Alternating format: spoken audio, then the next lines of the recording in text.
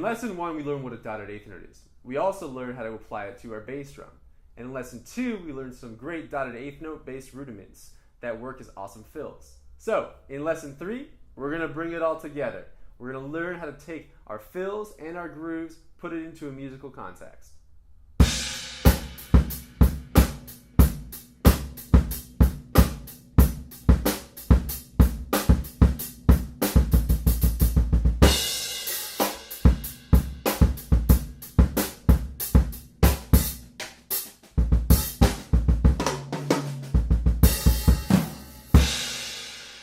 So whenever you learn something new on drums, it's important to try and ingrain it into your playing. So the best way to do that I've found is to pair it with something old. So let's take a look at this groove.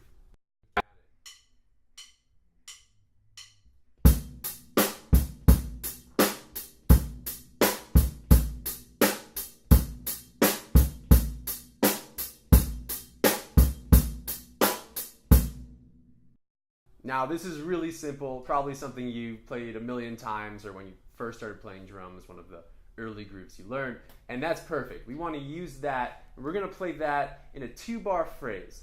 And then another 2 bars we're going to play with the new dotted eighth note pattern. But we're going to play this as a loop. So the full 4-bar phrase is going to sound like this.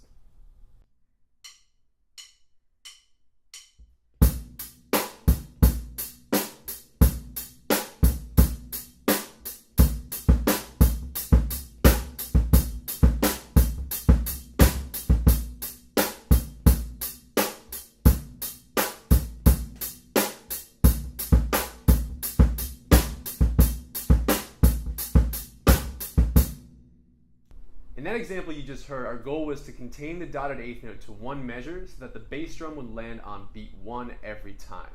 So if we break it down a little bit, it's going to sound like this.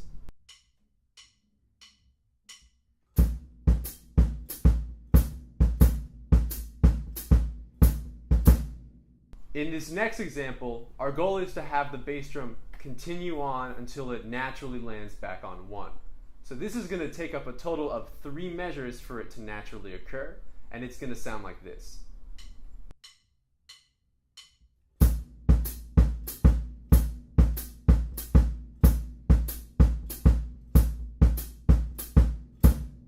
So in that last example, we weren't trying to contain the dotted eighth note to 1 measure, and it actually crosses over the bar line throughout those 3 measures, just sounding like this. Dun, dun, dun, dun, dun, dun. Dun dun dun dun dun dun dun dun dun dun dun. So did you see we didn't line back up on 1 until after we completed the full 3 measures. So here are 2 different ways that you can practice getting comfortable with that. One of the easiest ways I found to learn this and incorporate it into your playing is to learn just the first measure, then add 1 extra note. And then sequentially you'll add more and more notes the more comfortable with each new note added. Another way to learn this is you break it up by measure. You learn measure 1, then you learn measure 2, then you learn measure 3. Now let's take 1 bar from the old groove and let's put it in front of the 3 bars of continuous dotted eighth notes so we have a 4-bar phrase.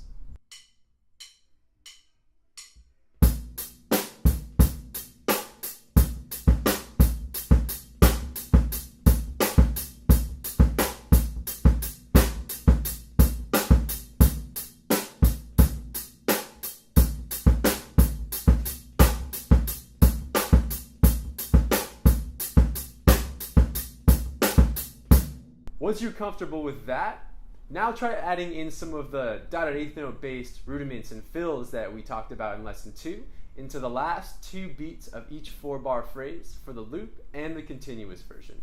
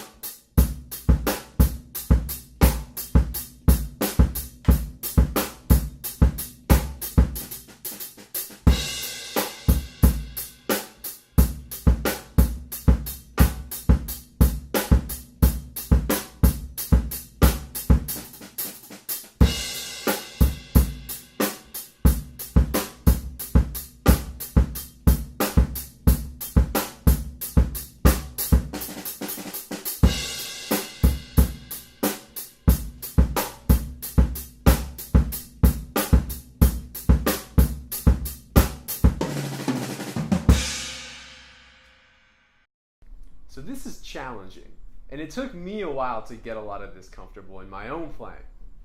So what I would say to you is take it slow, break it down, set small goals for yourself with it, and just try and have fun with it.